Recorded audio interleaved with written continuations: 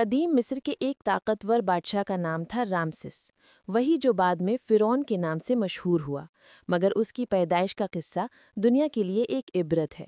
روایت میں آتا ہے کہ اس کی ماں ایک نافرمان، گناہ میں ڈوبی عورت تھی، جو اپنے شوہر سے نفرت کرتی تھی اور گناہ کے راستوں پر چل نکلی۔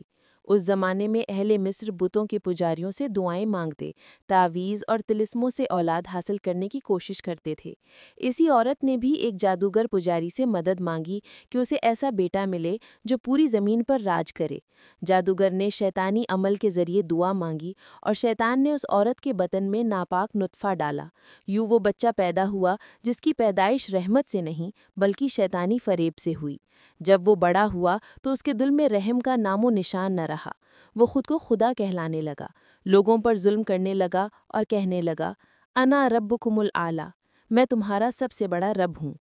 اس کے وجود میں وہی شیطانی تکبر اور ناپاکی تھی جو اس کی پیدائش کے وقت اس میں ڈالی گئی تھی۔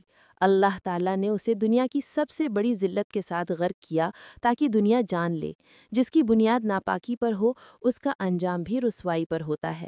آخر میں صرف اللہ کا کلمہ باقی رہا اور فرعون کا غرور سمندر میں دفن ہو گیا۔